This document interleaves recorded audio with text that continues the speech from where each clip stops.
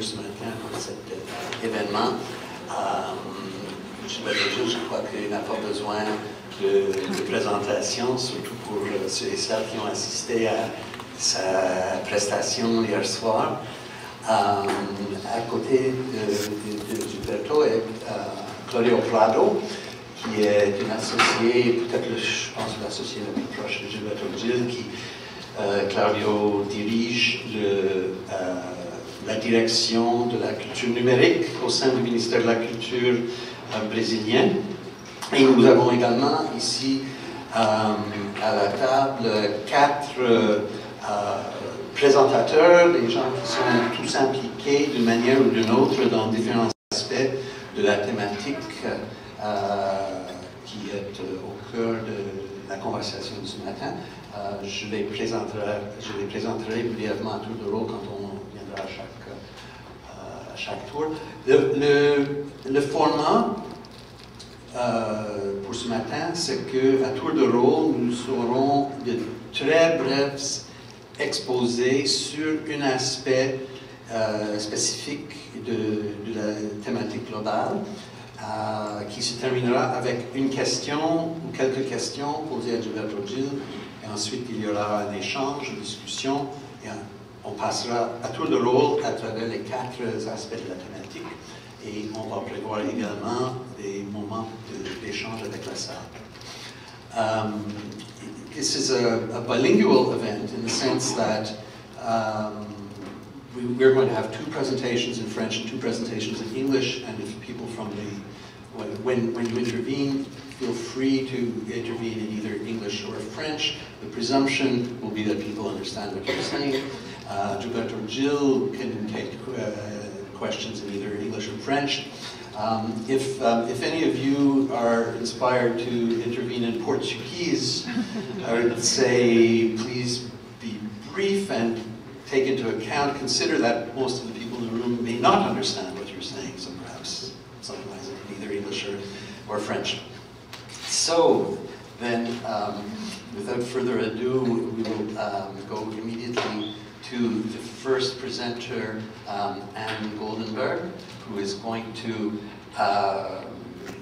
say a few words about the general context of Web 2.0 and cultural development and possibilities that presents.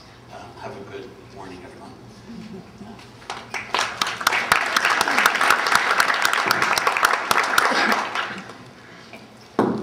Mon nom est Anne Goldenberg, je suis doctorante en sociologie et communication.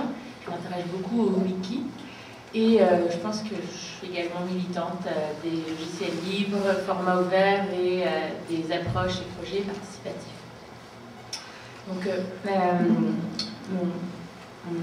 ma présentation va traiter du Web 2.0 et des freins à la participation.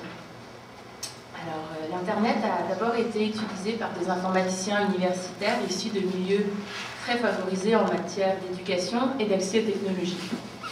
Peu à peu, les développements technologiques, la baisse des coûts d'accès, puis la baisse des coûts d'accès en fait, aux ordinateurs puis à Internet, la multiplication d'interfaces de manipulation simplifiées ont favorisé une certaine démocratisation de l'accès à ce réseau des réseaux qui est Internet.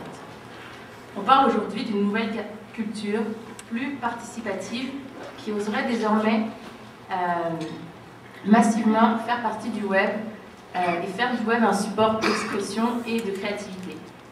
Nous assisterions, comme le disait Manuel Castel en 2006, à l'émergence de médias individuels de masse. L'usage croissant de blogs ou de wikis est un exemple flagrant en fait, de ce changement culturel. Certains auteurs, à la suite de l'éditeur O'Reilly, se sont mis à parler du Web 2.0. C'était pour indiquer en fait un changement qualitatif de l'usage du web. On passe de pages statiques à des espaces dynamiques, centrés sur l'interaction, et surtout ce sont les usagers qui produisent le contenu, ce ne sont plus seulement des webmasters spécialisés qui ont cette tâche. Cependant, de grandes inégalités et difficultés demeurent.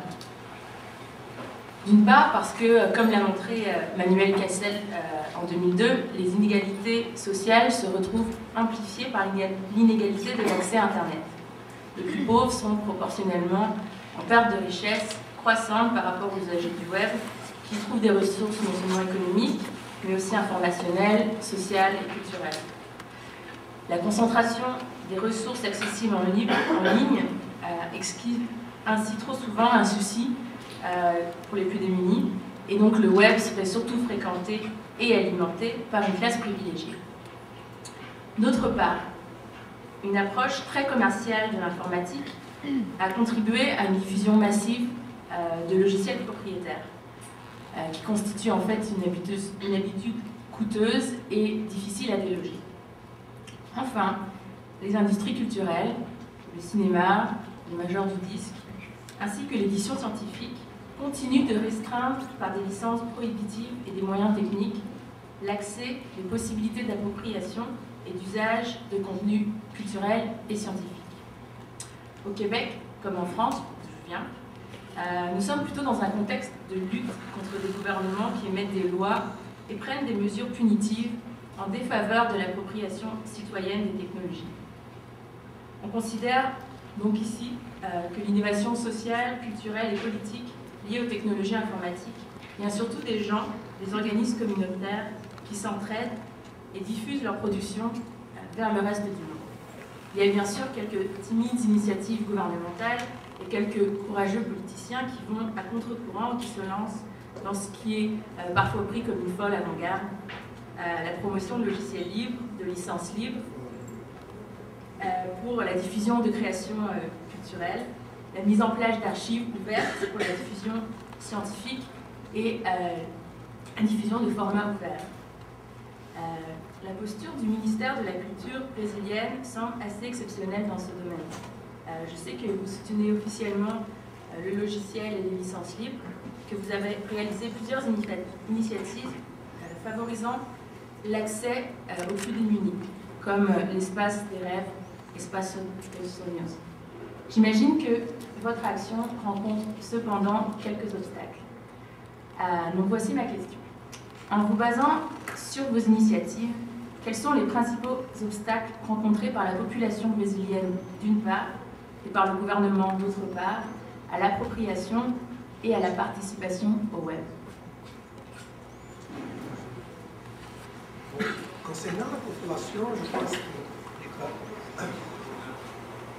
Alors, oui, bonjour. Concernant la population, je pense que le réel problème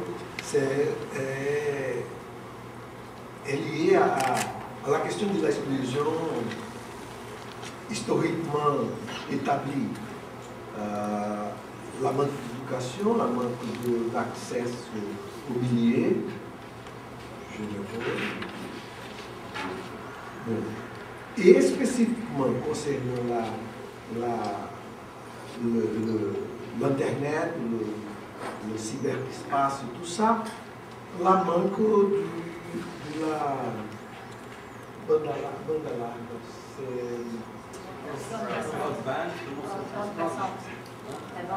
la bande passante. Finalement, le gouvernement du Brésil essaie d'adopter une position, une politique qui favorise la croissance de la présence de la broadband pour tout le monde, complémentairement au travail que les entreprises commencent à faire au sens